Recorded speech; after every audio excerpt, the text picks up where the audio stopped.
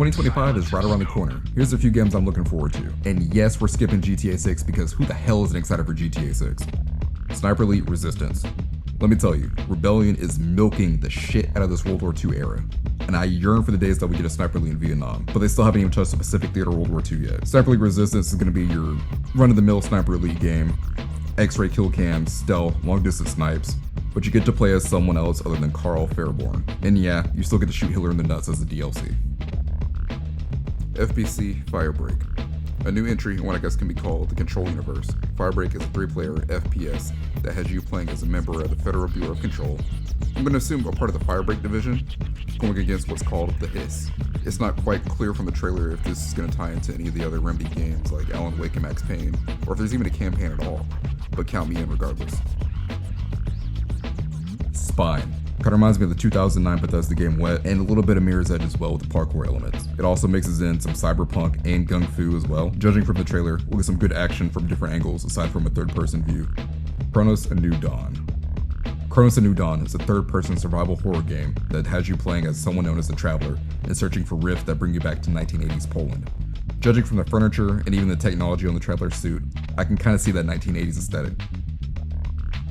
Street Dog BMX. Like I said before, action sports games are making a resurgence, and Street Dog BMX is one of those standouts for me. It looks like a fun pick-up-and-play kind of game. I love the vibrant colors, and you just know a game like this has to have a dope soundtrack. I'm curious about tour mode or some sort of campaign and how we're going to unlock stuff. It's still unclear if it'll have multiplayer or not, but I'm hoping there is. Kingdom Come Deliverance 2. I didn't play the first one, nor am I into medieval stuff typically, but damn, this game looks intense. And it still has some comedy and lighthearted moments as well. If I didn't know it was from Deep Silver, I would have thought it was a Rockstar game just by how gorgeous it looks. Perfect Dark. Been waiting a hot minute for this one, and so far, what's been shown at Xbox showcases, it looks gorgeous. What I can gather so far is that Datadyne is actually the bad guys this time around, but I do like the idea of playing each mission how I want, whether that's being stealthy or going in guns blazing. It's honestly been in limbo since they first announced the game a few years ago, so fingers crossed it does get a 2025 release date. Reckless. I really don't know why it's called Reckless, but think of Tony Hawk's Pro Skater with a Jet Set Radio Future art style, with lobbies of up to 50 people. I don't have a ton to say on it, aside from the fact that I'm interested in it. And it might be a decent hybrid of Skate from a customization and control scheme standpoint, and Pro Skater from a gameplay aspect. Skate Nation XL. In terms of looks, it reminds me of Tony Hawk's Pro Skater HD from the PS3 and 360 era.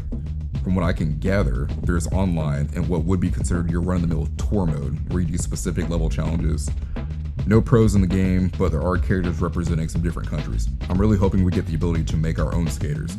And can someone explain to me what the hell the XL is supposed to mean? Showa, an American story. I saw the trailer and I said, I don't know what the fuck this is, but count me in. I'm genuinely surprised this didn't come from Suda51 or the director Takeshi Miike. Clearly, this will be one of those games that's not for everybody, but I can see it getting a cult following. And from what we can gather here, we end up fighting humans, zombies, and it looks like the baseball furies from the Warriors? I'm curious to see what other movies and shows of the 80s they pull in for this. Kingmaker.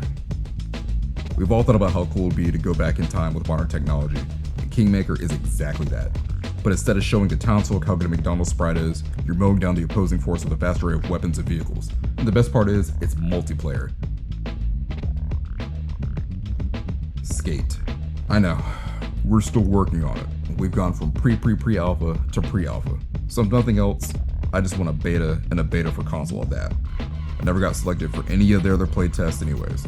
And at this point, Skate 3 is just starting to feel really, really stale to me. But when the new Skate drops, better believe I'll have some fresh and creative videos for y'all. Mouse PI for Hire. I've been keeping up with this one since 2023, and damn, it looks good. To my knowledge, it would only be single player, but this may be one of the most unique looking games of the year due to its art style. I wonder if there's an unlockable color mode after you beat the game. It's only one way to find out. Wheel World. Wheel World seems like a chill game to me. The color palette reminds me of Ollie Ollie World, with the art style being in a similar vein to Roller Drum. It's got a lot of customization items for your bike. I'm still unclear on what the story actually is. All that we could really gather so far is that there's this glowing skull that has powers. Toxic Commando. Off the bat, Toxic Commando reminds me of Helldivers but with zombies.